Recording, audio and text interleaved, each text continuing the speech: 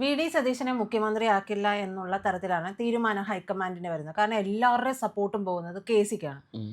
വെള്ളം കോരിയതും പണിയെടുത്തതും ഒക്കെ V ഡിയാണ്. V D Satheesan ഇത്രയും പണിയെടുത്തിട്ട് അവസാനം ഈ ചവിട്ടി പുറത്താക്കുന്നത് ശരിയാണോ സർ?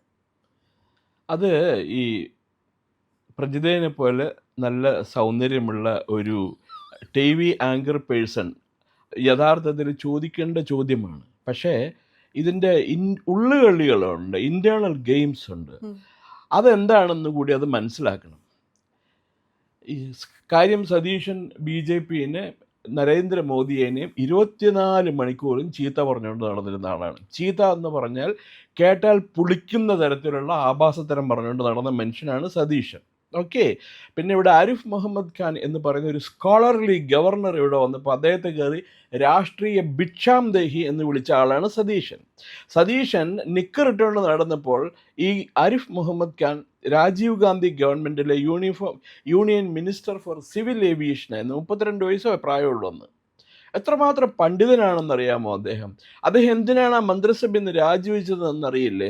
ഷബാനു കേസ് എന്ന് പറയുന്ന ഒരു വലിയ നിയമപ്രശ്നം വന്നപ്പോൾ, അതായത് മുസ്ലിം സ്ത്രീകൾക്ക് അവരെ മൊഴി ചൊല്ലുന്ന ഭർത്താക്കന്മാർ ജീവനാംശം കൊടുക്കണം എന്ന് സുപ്രീം കോടതി വിധിച്ചപ്പോൾ ആ സുപ്രീം കോടതി വിധിയെ അട്ടിമറിക്കാൻ വേണ്ടി ഭരണഘടന ഭേദഗതി ചെയ്തു രാജീവ് ഗാന്ധിയുടെ ഗവൺമെൻറ്. അതിൽ പ്രതിഷേധിച്ചിട്ടാണ് ആരിഫ് മുഹമ്മദ് ഖാൻ രാജിവെച്ചത്.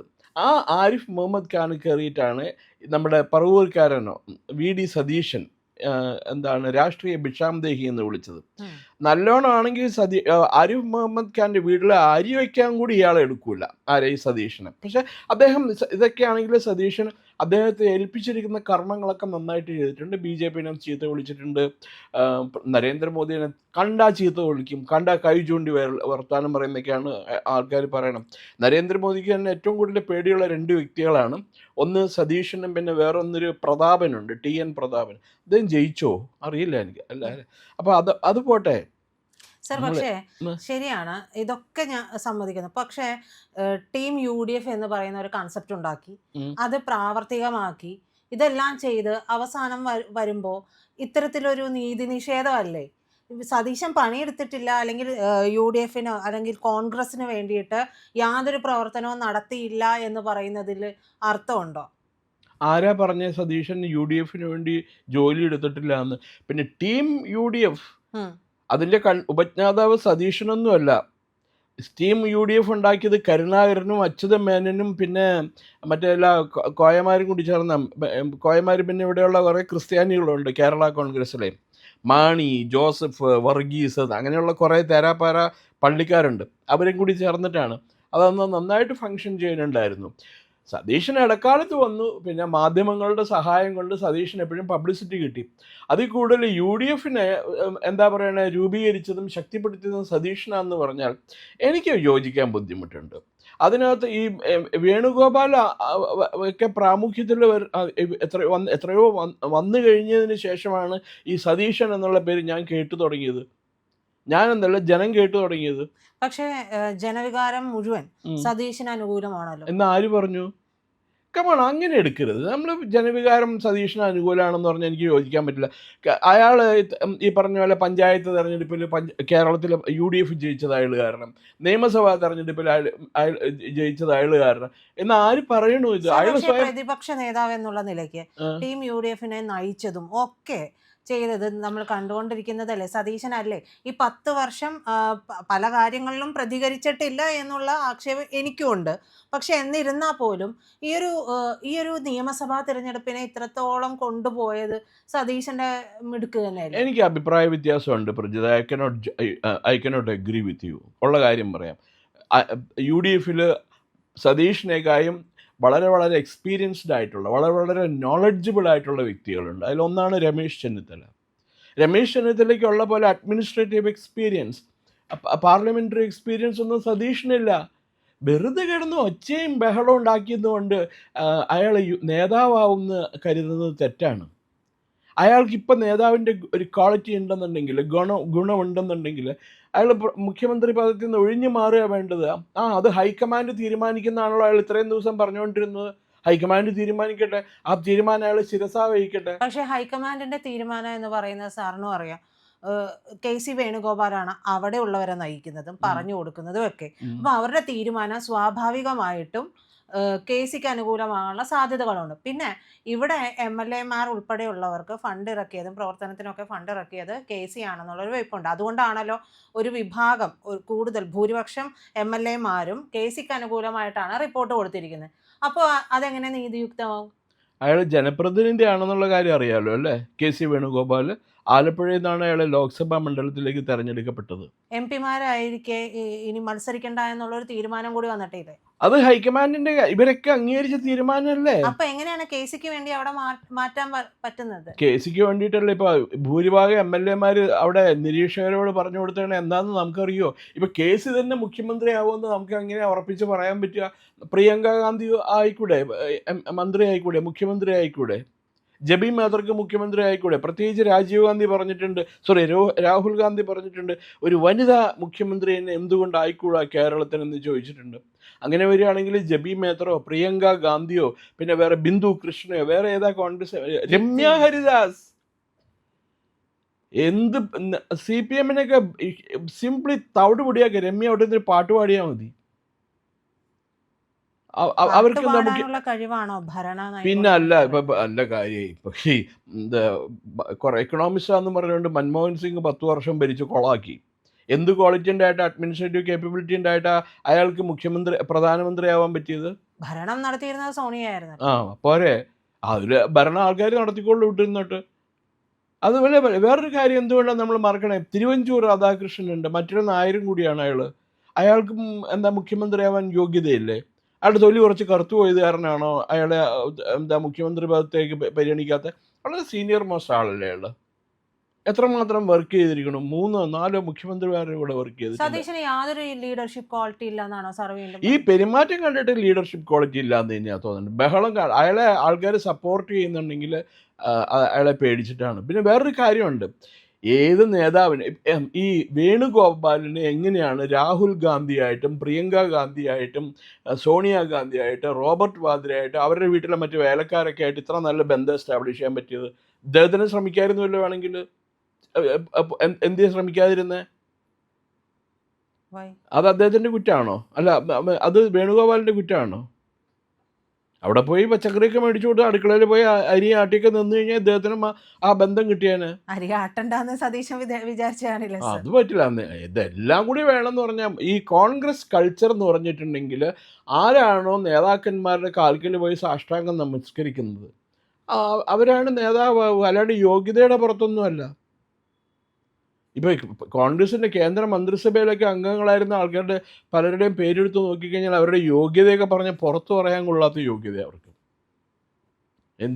എന്തിനു പറയണു? ഈ അയാൾക്കിപ്പോൾ ചെയ്യാവുന്നൊരു നല്ല കാര്യം ഒബീഡിയൻ്റ് ആയിട്ട് ഇത് ചെയ്യുക, മന്ത്രിസഭ രൂപീകരിക്കുമ്പോൾ അതിൽ ചേരുക. അതല്ലേ അച്ചടക്കമുള്ളൊരു പാർട്ടി പ്രവർത്തകൻ. ജനം നയിച്ച ഒരാളെയാണ് നോക്കുന്നത്. ആരെ നയിച്ചു എന്ന് പറയുന്നത്? ഫ്ലെക്സ് ബോർഡ് വെച്ചോണ്ട് ആളെ നയിക്കുമോ പ്രജിത? പട നയിച്ചവൻ പടനായർ എന്ന് പറയുന്ന പോലെയാണ് സതീഷിൻ്റെ കാര്യം. 19 ഫ്ലെക്സ് കാസർഗോഡ് തൊട്ട് തിരുവനന്തപുരം വരെ വെച്ച് അയാൾ നായകനാവില്ലല്ലോ. അയാളെ ഞാൻ ഈ പറഞ്ഞ പോലെ ഇലക്ഷൻ ക്യാമ്പയിൻ അയാളുടെ ആയിക്കൂടി ഉള്ളത് പുതുയുഗ യാത്രയാണ് എടുത്തു പറയാനുള്ളത്. അതിലാണെങ്കിൽ സ്നേഹത്തള്ളോ സ്നേഹത്തല്ലോ സ്നേഹം കെട്ടിപ്പിടിക്കലോ ഇതൊക്കെ കണ്ടിട്ടുള്ളൂ അതിനകത്ത്. അതൊക്കെ മറന്നുപോയോ? നിയമസഭ സ്തംഭിപ്പിക്കുക എന്ന് പറയുന്നത് നേതൃത്വ ഗുണമല്ല. അതിപ്പോൾ നോക്കുകയാണെങ്കിൽ കോൺഗ്രസ്സിലെ എല്ലാവരും നേതാക്കന്മാരല്ലേ, പാർലമെൻറ്റ് എല്ലാ ദിവസവും സ്തംഭിപ്പിച്ചിരുന്നില്ലേ അവർ? നരേന്ദ്രമോദിനെ പ്രസംഗിക്കാൻ സമ്മതിക്കുമായിരുന്നു. നരേന്ദ്രമോദി രാഷ്ട്രപതിയുടെ പ്രസംഗത്തിന് നന്ദി പ്രമേയ ചർച്ച ചെയ്യാനായിട്ട് മറുപടി കൊടുക്കാനായിട്ട് വന്നപ്പോൾ സ്പീക്കറാണ് അദ്ദേഹത്തിൻ്റെ അടുത്ത് പറഞ്ഞ് ഇങ്ങോട്ട് വരണ്ട, ഇവിടെ കുറേ പെണ്ണുങ്ങൾ കോൺഗ്രസിൻ്റെ പെണ്ണുങ്ങളുണ്ട്, അവർ നിങ്ങളുടെ മേത്ത് കയറ്റും, ഇങ്ങോട്ട് വരല്ലേട്ടോ എന്ന് പറഞ്ഞു വിട്ടു.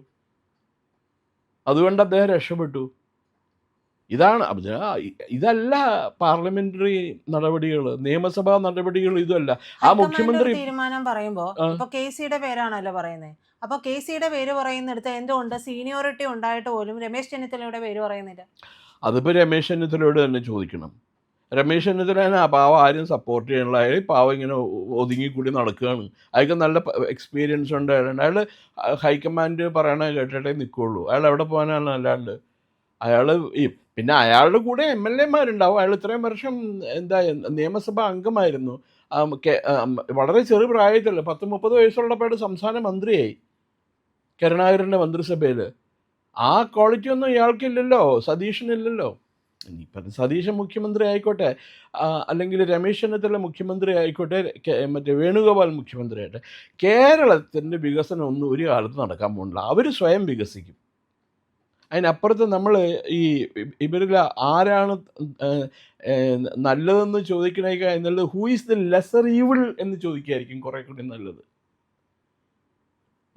ഈ രാഷ്ട്രീയ വനവാസത്തിന് വരെ പോകും എന്നൊക്കെ പറഞ്ഞില്ലേ തോറ്റു കഴിഞ്ഞിട്ടുണ്ടെങ്കിൽ. അപ്പോൾ അതൊക്കെ ഒരുമാതിരി ആർത്തി പിടിച്ചിട്ടുള്ള ഇതാണ്. മുഖ്യമന്ത്രി പദം ഇല്ലെങ്കിൽ ഞാൻ ഇല്ലാന്നൊക്കെ അങ്ങനെയൊക്കെ പറയണ ശുദ്ധ ഭോഷ്കല്ലേ. നേതാവിനെ അന്വേഷിച്ച് ഒരു നേതാവിൻ്റെ പുറത്ത് ഇപ്പോൾ നരേന്ദ്രമോദി നടന്നിട്ടുണ്ടോ? ഞാൻ പ്രധാനമന്ത്രി ആയില്ലെങ്കിൽ ഞാൻ രാഷ്ട്രീയ വനവാസത്തിന് പോകും എന്ന് അദ്ദേഹം പറഞ്ഞിട്ടുണ്ടോ?